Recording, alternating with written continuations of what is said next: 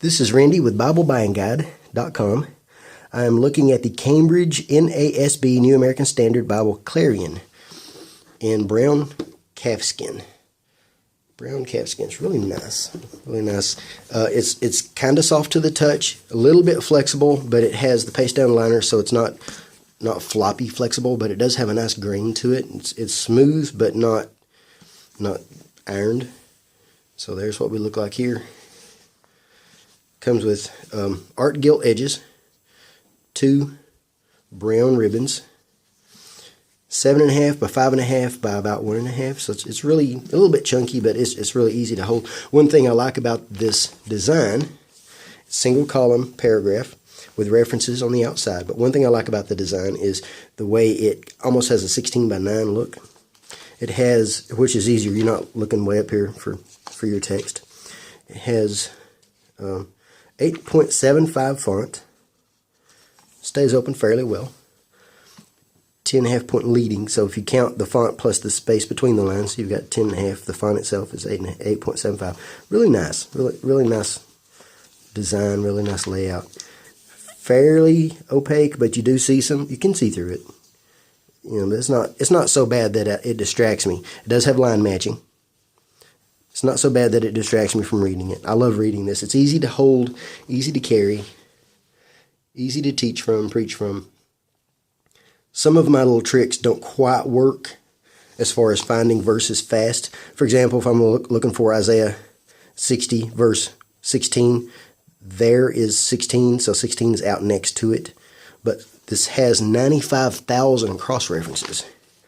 So sometimes that doesn't work, because sometimes you'll look for verse, like here's 18, there's 18, but sometimes you'll look for them and they'll be pretty, well, 23, 23. Sometimes they're a pretty good distance away. A good example of that is Genesis 1. Genesis 1, 4. 4's over here, but the verse starts up here. So it doesn't quite work because you have 95,000 cross-references and you have the footnotes within the reference section. Now, if the footnotes were down here, that might be a little easier to deal with. You might have just your references there, and then you can cheat. But anything that spills over, if there's not enough room here, they are placed in the footer. It has section headings. Nice layout. I love this layout. Really nice layout. It's black letter text. Really good concordance. Good quality concordance. 3 columns. Lots of material in there.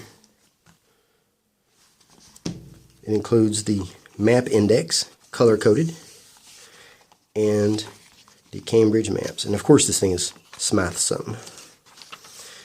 Wouldn't have it any other way. Really nice maps. I like these maps quite a bit. Really good. Really good looking maps.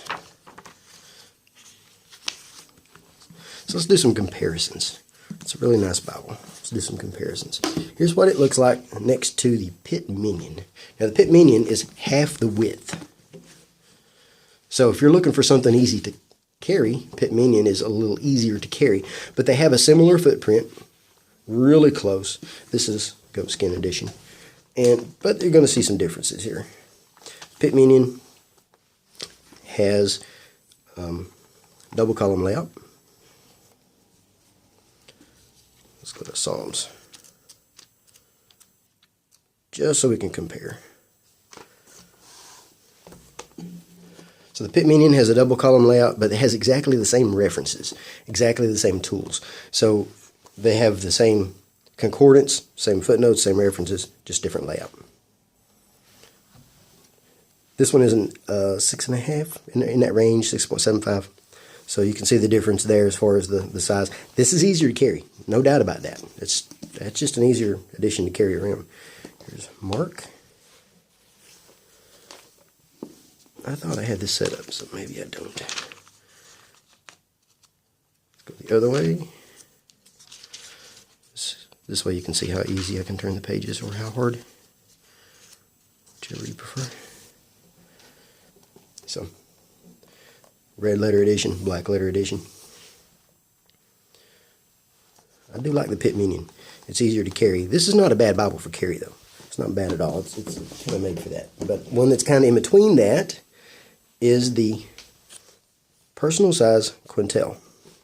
Personal size Quentel has an 8.5 point font, so the typeface is slightly smaller, but just slightly. Not that big of a deal. So this is a good choice if you're looking for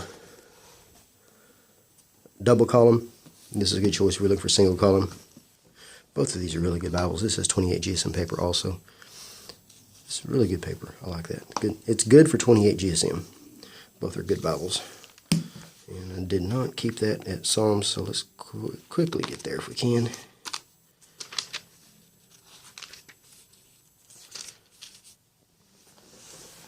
And Psalms.